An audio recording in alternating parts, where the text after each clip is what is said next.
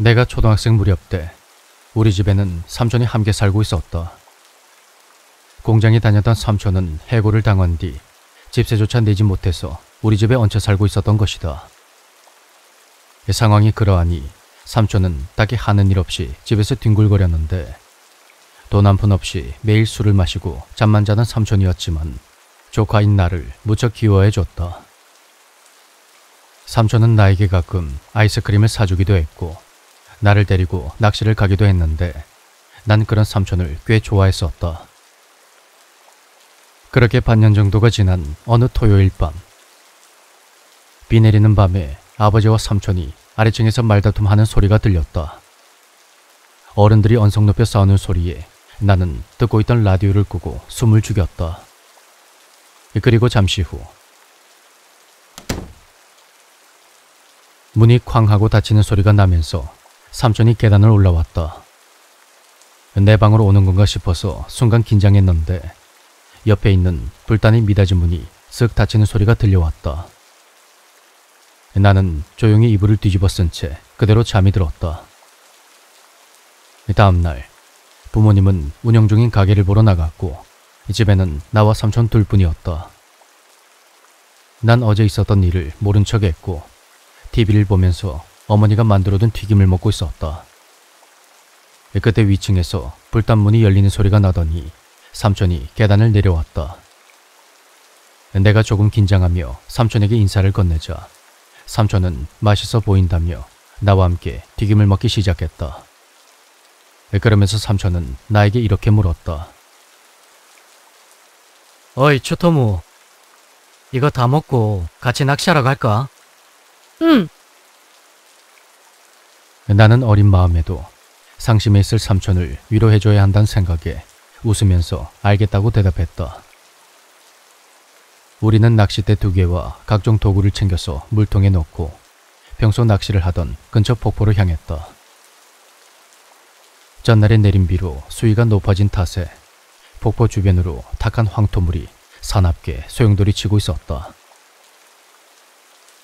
삼촌, 별로 안 잡힐 것 같은데.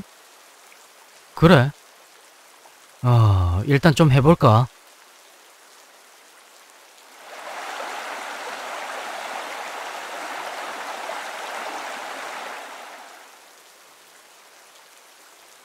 치토무, 오히려 이럴 때 잘 잡히는 것도 있는 거야.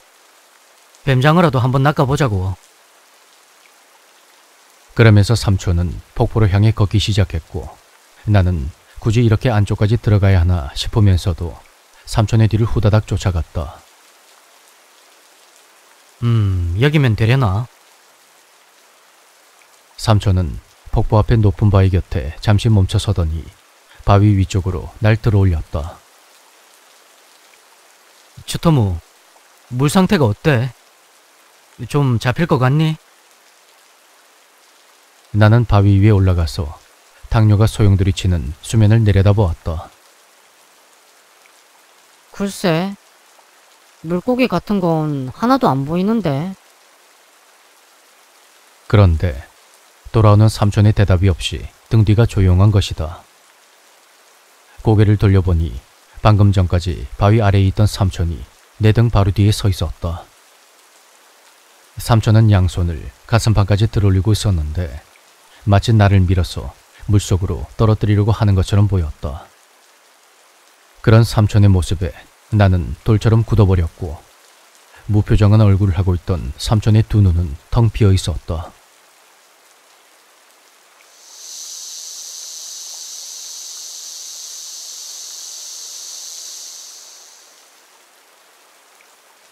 귓가에 들리는 것이라곤 온통 매미 울음소리뿐.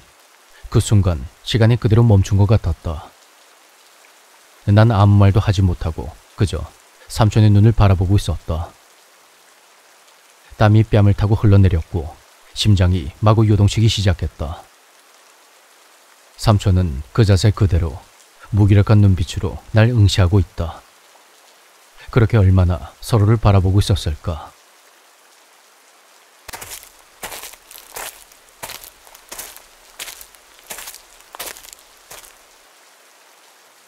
삼촌 뒤쪽에 있는 수풀에서 갑자기 바스락하는 소리가 났다. 나와 삼촌은 깜짝 놀라서 거의 동시에 그쪽으로 눈을 돌렸고 근처에 사람이 있었는지 웬 아저씨가 우리가 있는 걸 알아차리지 못하고 옆을 그대로 지나쳐갔다. 오늘은 잡힐 것 같지 않네. 나 먼저 집에 갈게. 그러면서 나는 삼촌 곁을 지나쳐서 뚜벅뚜벅 걸어갔고 폭포에서 조금 멀어진 후에야 온 힘을 다해 도망쳤다. 뒤를 돌아보면 삼촌이 또다시 그 텅 빈 눈을 하고서 서 있을 것만 같았다. 그렇게 앞만 보며 미친 듯이 달리다가 정신을 차려보니 내가 펑펑 울고 있었다. 나는 곧장 부모님이 운영하는 식당으로 향했고 가게 문을 닫을 때까지 부모님과 함께 있었다. 삼촌은 그날 집에 돌아오지 않았고 다음날 밤에 아버지가 경찰에 신고를 했는데 놀랍게도 며칠 후에 폭포 밑에서 삼촌의 익사체가 발견되었다. 나는 폭포에서 있었던 일을 그 누구에게도 말하지 않았고 삼촌은 혼자 낚시를 하다가 실족하여 익사한 것으로 처리되었다. 그날 내가 돌아올 때 들고 왔던 낚시도구 상자에는 삼촌이 쓴 메모가 들어있었다. 그것은 바로 슈터물을 데리고 간다.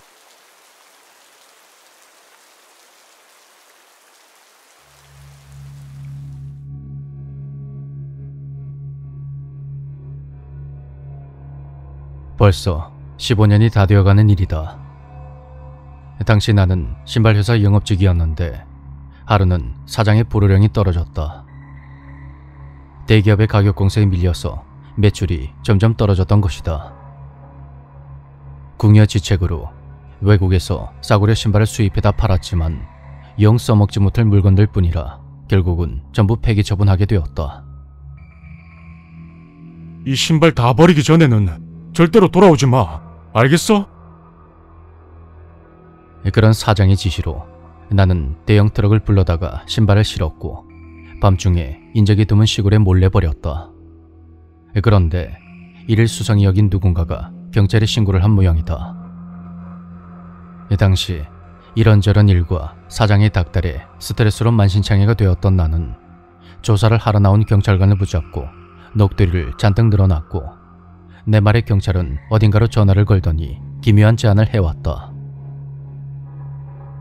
촌장님에게 전화해봤는데 신발을 마을 불상에게 공양으로 바친다면 눈 감아 줄 수 있다고 하는데요. 그러면서 경찰은 지도 하나를 넘겨줬는데 그곳에는 마을 인근의 산에 있는 불상들의 위치가 그려져 있었다. 나는 필사적으로 이 산 저 산을 돌아다녔고 공양이라며 신발을 버렸다. 그 중에 나름 멀쩡한 것 몇 켤레는 아까워서 내가 챙기기도 했지만 드디어 사흘 만에 모든 불상에게 신발을 바칠 수가 있었다. 그런데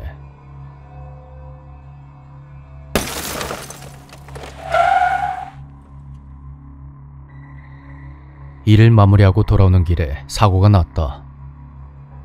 차를 향해 날아들어온 무언가에 부딪히며 급히 차를 세웠는데 눈앞에 유리창이 다가오고 있었다. 그때 무언가가 내 발을 꽉 잡는 느낌이 들었고 구사일생으로 정신을 차리고 보니 무수히 많은 불상들이 내 발목을 잡고 있었다. 그걸 보는 순간 머릿속이 새하얘졌다. 이런 상황이면 보통 재앙을 받아서 죽는 걸 텐데 대체 날 왜 살려준 걸까?